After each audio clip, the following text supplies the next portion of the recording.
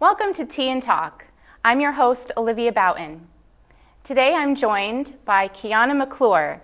Kiana, thank you so much for being here with me today. Of course, thank you for having me, Olivia. It's a pleasure, and I can't wait to get talking about you and learn more about you and your background and what you do on a day-to-day basis here.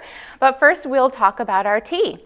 Absolutely. So the holidays are coming, so I've pulled out the Christmas tea set. We're very festive today. And I have brewed for us actually not a tea, but a tisane, which is the technical term for herbal tea, because there is no actual tea in a tisane, right? There's no tea leaves themselves. So our tisane today is a cranberry apple tisane, and there's a bunch of mulling spices in there as well. So clove, star anise, cinnamon, and I even brought some extra cinnamon sticks if you'd like to add that to your cup as well. So let me have your cup and I will pour you some of our tisane. Oh, it's got a beautiful color. Isn't that pretty? It looks, again, very festive. Thank you. Yeah. And I do have some sugar if you like sugar. Yes, please. Okay. We have our cute little sugar cubes. That's so cute. How many would you like? Just one is fine. Okay. Thank you. I'm going to do one for myself. And if you'd like a cinnamon stick. Do I just pick it Yeah, right go out? right Awesome. ahead. Grab Super one. I'm going to cute. grab one too. Use that as the stirring I stick, know. right? We don't even need our spoons, Right. really. We'll just Unleash stir it the on flavor. around. Exactly. It smells very, very holiday here. Very Christmassy. So cheers. Cheers. That's really good. All right. Thank you Well, very much. we have approval on the tea. Oh, yes. I know. I asked you before when we were scheduling you to come on here what kind of tea you like or don't like, because I like to surprise my guests with what I serve, but I don't want to serve something that you won't drink. Right. No, it's fantastic. So yeah, Thank you said you liked apple, and I was thinking about going on the mint direction, but decided to go with warmer, kind of spicy. Definitely. Very much feels like the holidays now. Yeah, right. So yeah, well, they are upon us, so we are celebrating today together with our tea. So let's talk about you. First, maybe tell us a little bit about where you grew up and what that was like. yeah, so I grew up here in Rutland City. Excuse me. I grew up here in Rutland City. There's a little bit of a backstory to it. I lived in Danby, Vermont when I was very, very little. Okay. And my parents moved to West Rutland. My parents were in their early 20s or so when they had moved to West Rutland. And I lived there until I was about 7 or 8. Unfortunately, my parents separated and I moved here into Rutland City. And I've been here since. You guys can't get rid of me as hard as you try. So I left for college and came back. Where did you go to college? I went to Bay Path University in Longmeadow, Massachusetts. It's a little all-women's liberal arts college out there. Nice. So it's a super great experience. I was super grateful for the chance to go. My older sister went there, so I was thankfully able to get a mother-daughter, sister-sister scholarship is what they called it. So I got a very small scholarship to be able to go. It was like an extra $500 a year. Yeah. And I got to have family dinner with my older sister every few weeks, like in the basement of our residence halls. And we got to do the 2.5-hour ride to and from Massachusetts together. So you were both there in college at the same time. Yes. So you're close enough in age for that. Yep, she's 2 years older than me. So she Okay. graduated from Mill River in 2015, and I graduated from Rutland High in 2017. Okay, So, okay. Wow, that's really kind of a unique experience actually, to be definitely. going to college with your sister, right, in the same place at the same time, and still have that family connection, Definitely. have each other, even though I'm sure you didn't see each other all the time, right? But Yeah. you had a partner nearby, right? Exactly. Somebody that, felt like you're familiar with them, that's home, right? It's your family. So, Exactly. wow. Yeah, no, it was great. The best part was we would occasionally post up in my dorm room or hers, and we'd watch The Good Doctor or other shows we'd watch at home. Yep. I'd be like, do you want to come over and watch Jeopardy with me? She'd say, no, I'm not watching Jeopardy with you. So we'd watch something else. So TV time. Exactly, exactly. She had the nicer TV in her dorm though. So Oh, I see. So Yeah. maybe she didn't want to come over and watch Jeopardy because she didn't want to watch your TV. probably. She had a really nice TV that she got from our parents, and I had a $30 TV I bought off Facebook Marketplace that had a blue line that ran down the center gosh. of the screen. Oh, yeah, But yeah. I was so determined. I'm like, I'm a broke college student. I'm gonna ride out this TV as long as we can. Yeah. And I had it until I moved into my first apartment. Oh my gosh. With the blue line. Oh my gosh. Isn't that funny, right? Sometimes you hold on to things for whatever reason, right? And you deal with the shortcomings of the object. Exactly. Right? I was like, this was my first big adult purchase for Yeah. my space. You know, it wasn't my house, but it wasn't my apartment, but it was my dorm. Yeah. And it was mine, and I was so thrilled. I'm like, I am keeping this. Yeah. But I definitely had like the power cords limping along with electrical tape and like a Roku plugged in the back so I Oh could my stream gosh. things. So it was ready to go when I let it go. It was ready to go. Yep. It had served its entire useful purpose. Exactly. As long as possible. Exactly. That's good. That's Yeah. good. I like it. Very thrifty. So Yes, I try my like best. that. I like it. I Yeah. like it. So back to your education. You said you graduated from Rutland I did. High School. I did. So when you were in high school, did you have favorite subjects or a favorite teacher? Oh man, I feel like if I list who my favorite teacher was, it might make some people jealous. So I'm going to abstain from listing a specific favorite. Okay. But I can say with the fullest confidence that the staff at Rutland High School, the teachers I had at Rutland High School, are the reason that I'm where I'm at today. I am so incredibly, just to name off a few, Conrad Turk was my English teacher. I loved him. He was fantastic. John Peterson was my AP US history teacher. Kathy Archer was my theater teacher. I love Kathy. I still see her very regularly. I had a great team of people backing me up, and I'm just so grateful for them. Yeah. I was a weird little goth kid, like which you would not expect now, but I had a buzz cut and black lipstick, and I wore combat boots every day. Oh my gosh. So I was an oddball, and these were people who just believed in me and my weird screamo music and my weird energy. So See, I'm so glad that you said all that, because I feel like educators are underappreciated. 100%. And I think they do what they do because they love it and they believe in the youth that they're helping. They believe in the future and they want the future to be bright, and they want to be there for kids coming through who need them, but they don't always know what their impact is. Exactly. And people go on to be maybe immensely successful, and that teacher may not know that it was their influence that helped that person get to where they are. I mean, you're a perfect example of that, really, right? You're sitting on the city board of aldermen, and it's amazing, right? As young as you are, and to be doing that and be so articulate and so engaged in the community. And I'm glad that you're able to recognize the people that have helped you to get to where you are. I think gratitude for that is very important. 100%. The biggest thing that I think was the biggest help when I went through high school is I was on the speech and debate team at Rutland High. Okay. So I competitively read slam poetry Oh at my high schools across the state, at the State House once a year. Oh, that's awesome. It was a great experience, but I also got to watch other students competing in other categories. My favorite other one to watch was the extemporaneous. So they would give someone a subject, and they'd say, you have to talk for 5 minutes about this, and you have no time to research it beforehand. Oh my gosh. So there was a kid who did something about the movie Groundhog Day. It was almost like a comedy bit for the whole time span. He did an amazing job, and I just remember seeing that back in the day and thinking, I wish I was confident enough to be able to go extemporaneous off the cuff and not have to have my poem here in a book in front of me. Yeah. It's very funny to look back now. I was an incredibly anxious teenager. I had extreme social anxiety. I didn't go anywhere. I didn't talk to anyone. Yeah. So the life that I live now and my career that I have now is very different from the childhood I had. And I remember seeing that and being so envious and thinking, well, that's going to be me. There's no reason that I can't do that. And so when I went on to college, I became a communications major, and I got really, really good at talking to people.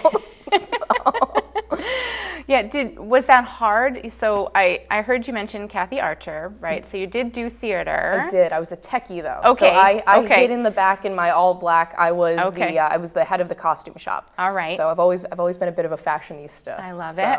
I love it. It was a great experience. I tried to be on stage once, and Kathy was so incredibly patient. But my first attempt to be on stage is I was auditioning for In the Heights by Lin-Manuel Miranda. That was our senior show, our Yes Plan show. Yeah. I'd never been on stage before. I'd never acted before. I had sang in the choir and barbershop a cappella and all the other arts things I did, but I had never danced. So then I get there and a group of my peers, still incredibly anxious, wanting to make Kathy proud because I had known her for years, and I backed out. I was like, I can't do this. I'll be in the costume shop if you guys need me. It's like I draw the line at trying to dance. I'm not good at it. Yeah. Well, I mean, not to knock trying, because trying is very important. Definitely. And I am all for trying things. But sometimes it behooves us, especially as we get older, to recognize where our strengths lie, right? And that we don't have to do everything. We can be good at some things and do those things and do those things well. And that's an important life lesson, I think. It seems like you've already learned. Yeah, it was really embarrassing to see everyone else be able to heel, turn, and because they had all done theater, musical theater in the past, I was the only person who hadn't. So I looked around. Not to say you couldn't learn Not to say I couldn't learn. Right. I think I'd be really bad at it though, because I'm like a baby elephant when it comes to trying to dance. I am not graceful at all. So I can do like a little shoulder pop here, like the music's good, but that's about it. There you go. Like from here up. Exactly. Dancing. Yeah. Exactly. Yeah. If I can remain seated, I'm having a great time. That's good. Let me know if you need more tea, by the way.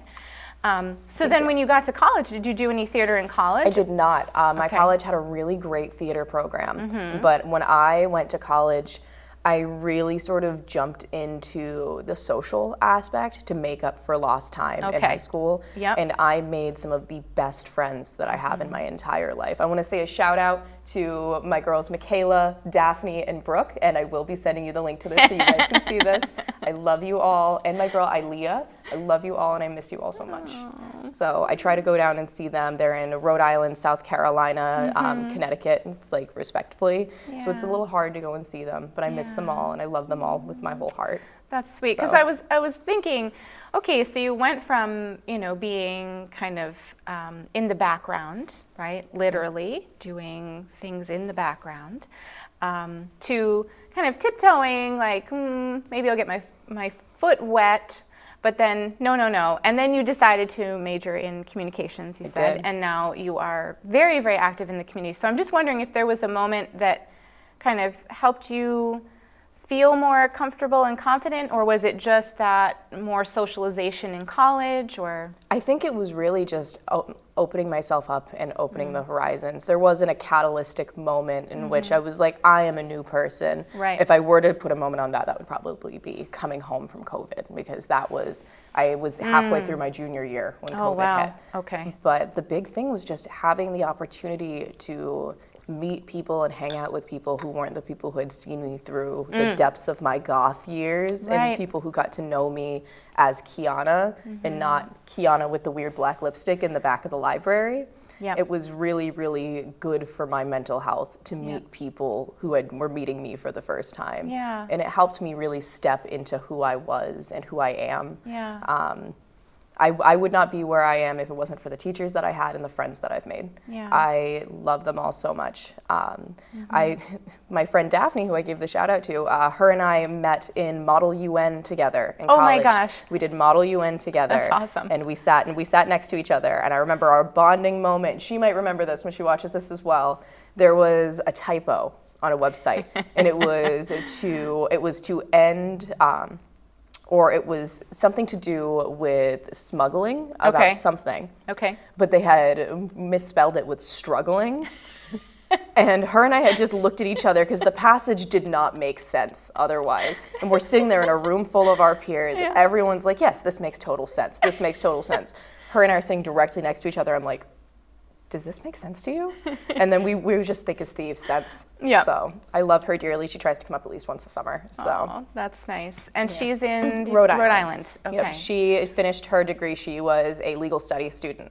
So we had legal studies, we had business management and marketing, and then you had me hanging out. And then one of our other friends was pre-med. So everyone was doing these super high level things. Yeah. And I'm over here like, guys, do you want to talk about magazines and having conversations? Which was great. I loved the program that I was in. We were very much focused in social media management and print media management, stuff like that. So it was very different than a lot of what my friends were doing. Right. But I think that really helped bolster those communication skills because I was communicating topics that, were Greek to them. Right. And then I'm sitting in the back of the car and we're on our way to Red Robin, and my friend Iki is telling me, she's the pre-med student, she's telling me all about these nanobots that go in your bloodstream that like fix things that she was learning about in class. And my response was, they make robots that small? Yeah, right. Yeah. Well, I think as we were saying just a little while ago, right, it's important to know what our strengths are and to play into those things, or what our interests are, right? Because sometimes those two don't align in the traditional sense, but finding out what you love and how what you're good at can enhance what you love or help you in some way do what you love is really, I think, a key to being happy and feeling fulfilled in whatever it is that you're doing. Definitely. In any walk of life. Definitely. Yeah. Wow. So you made a bunch of really awesome friends in college, and then you mentioned that COVID sort of was a break in a sense to your college experience. Can you talk about what that was like? Yeah, so I will never forget it. I was on spring break visiting another friend in North Carolina the day we got the news the world shut down. Yeah. So I will never forget that. I remember it was 75 degrees out in March, so I'm coming from Massachusetts and everything's frozen. Yep, like here. Exactly. So I'm in my friend's convertible. I'm in her Mustang, top down, driving around, beautiful sunshine, and I check my phone. And it's no students are able to return to campus. You will be contacted on when you may retrieve your things due to the COVID-19 pandemic. Wow. I was supposed to fly home 2 days later. Wow. So I almost had to end up staying on my friend's couch in North Carolina because going home to my family, my mom worked in healthcare. Oh, wow. So I was about to be on an airplane, 2 airplanes, and then go back to Massachusetts, and I wasn't able to stay in quarantine on campus. Right. But I worked on campus. I worked in the dining hall, and there were still students who were international students who were living there. Right. So I was begging for the opportunity to stay, so that way I could be there and finish my school. In the middle of 11 children, a blended family. So coming home to finish college with all of my siblings at home, it was not in my game plan. I knew it was going to be difficult. And unfortunately, the school didn't allow me to stay, but I couldn't come back to Vermont because my mom was really concerned about the potential of me potentially having COVID, having been on an airplane. So I slept on a friend's couch for a week, and that was the longest amount of time that I've spent with my friend Michaela and her fiance Ezra since we ended, since school was kind of put to the kibosh there for me. But I stayed with them for a week, and then I came back home, and I tried really hard for the remote school thing. I worked really, really hard, and I tried my best. It was hard. And I could only imagine how hard it was for high schoolers, like my younger sister, or my youngest brother was in the 2nd grade, I think, at that point. A really difficult time, for students, for the teachers. I mean, remote learning is not ideal. Not ideal. So it was definitely an uphill battle. And during that time, I started freelancing graphic design because I was spending so much time on the computer, and I was home anyways. Excuse me. And I was working in healthcare with my mom. I worked in the kitchen at the same nursing home facility she was the environmental services manager at. Wow. And I was thankful that the executive director was able to put me in an internship position in the marketing department. Yeah. So I had all of these skills, and I'm Yeah. like, well, I would like to market these skills that I just paid like $50,000 for to Right. get halfway through Put learning. them to use, yeah. And so that's when I got all involved with doing the marketing work I do here locally, really Yeah. boosted my resume, made a lot Yeah. of connections, but a lot of those connections were done over email for the first like 6 months to a year of me knowing Right. people. Yeah, right. So it was very interesting. And it was an election year that year too. So that was Yes. the year I really got into local politics because I was home. So Yeah. I was going to ask you that. What kind of led you to be interested in participating in the political world? Yeah, so while I was freelancing, I had actually reached out to sitting alderman at the time, Thomas Franco, he wasn't sitting, he was running. Okay. And I had reached out to him because he was doing some work on social media, and I had noticed his engagement wasn't where he probably would have wanted it, and I had taken a look at his followers, and I realized a very small amount of his followers were local. So I shot my shot, in the best way to put it, and I sent him an Instagram DM, and I was like, hey, are you hiring? Because I'm a freelancer and I'm local and I might be able to help. You, right? And he says, yes, please. And he hired me. And I was his community outreach and media outreach Wow. person. Yeah, it was really interesting position to have, having just turned 20. Yeah. It was a really intense title on my resume, and I felt Yes. like I needed to work hard to Yeah. really earn that. Yeah. And I felt like I did, but that was my first year really in the municipal government kind of realm. Wow. I held signs outside polling places, and I got to talk to people who were running. I got to meet other people who were running. Before that, I got to try phone banking, which, being a communications person, I ended up being really good at for like no reason. So, but yeah, so that was kind of my first steps into it, and I just got really passionate about it. And then knowing the people who were in office, and then knowing like what they were talking about in the newspaper for once, you know, because being a kid growing up here, I would see the Board of Aldermen does XYZ, but I didn't know what that was. I didn't know what that meant. Right. And then it's that disconnect of not Exactly. having a personal connection. Yeah. Exactly. So when I decided to run, my big thing was I don't want any young adults in Rutland City to not know who the governing body is, who to reach out to. Yeah. At 20 years old, I had no idea that we didn't even have wards and wards anymore, and we weren't represented by specific aldermen for specific wards. We haven't done that in years. Right. But I had no idea. Yeah. It was just, I'd never voted until that year. Yeah. So it was just very interesting, and it really kind of shifted my perspective on how young people are able to engage with local government. So it was like, I'll do it. Yeah. Nobody else is going to do it. I'll do it. And now here I am. And I hope I'm not the only young person doing it. I see lots of other young people in the community who are really engaged and really passionate, and you know, really grassroots building up from like really, don't even know how to say it, but it's grassroots, organic groups that want to see change and work on things. And I'm so incredibly proud of all of the young people who have come and spoke before the Board of Aldermen or Project Vision or anything like that I'm a part of in the last year. I'm the co-chair of Project Vision. Standing at one of our meetings earlier this month, I look out and I can see all of these grad students from Castleton. And I know half of them because I graduated with them. Right. And it's just such a great feeling to see other people like here and engaged and involved and caring. And I'm sure that you are an inspiration to all of them, you know, because I think, right, we relate when we see somebody that is like us, right? If we're young and we see a young person who's engaged and involved, then that sends a message that I can do that too. Exactly. Right? And you're sitting here saying that. You want people to look at you and say, yeah, I'm going to get involved as well, you know? And good for you, and good for all of us, really, that you said to yourself, well, if no one else is going to do it, then I will.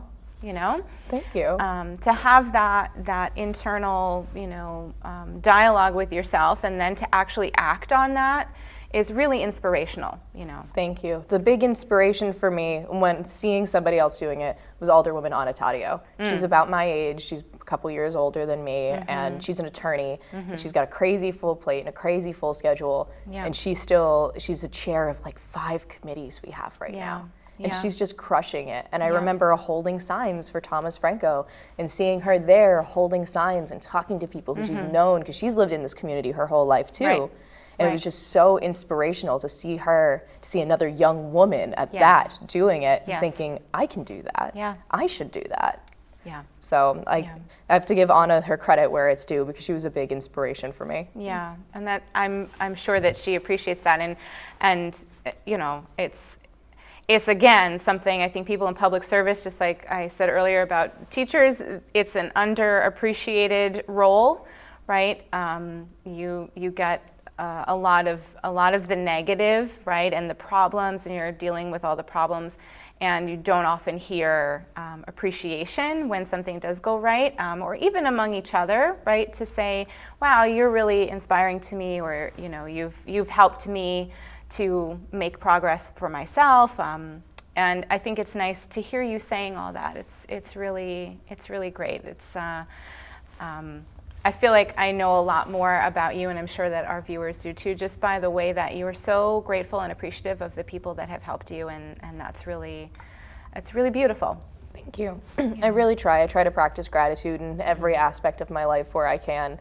I'm grateful for great parents who sacrificed a lot to raise me. My parents were teen parents. I'm the middle of 11 siblings, so it's a lot of hard work to make sure we're all where we're at. And I'm grateful for the staff at Rutland City Public Schools that have helped me. I'm grateful for the community members. I'm grateful for my constituents who believe in me. I'm grateful for every single person who messages me on Facebook and says, I have an idea, I want to do this, how can we make it happen? Like it's life is too short to not be grateful, and I want to make sure that I'm practicing that gratitude in every aspect of my life. That's really awesome. Thank you. That's really awesome. So our time, I feel like we could sit here and talk for a long time. So our time is winding down a little bit, and I want to ask you, and this is probably a difficult question, but I'm going to ask, and you'll do your best to give an answer. What it is that you love about living here?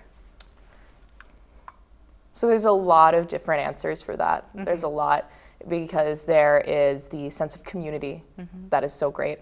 But my family is here. I have really, really deep roots in this community. I'm like a 12th generation Vermonter or something like that. And my family has always lived in Rutland County.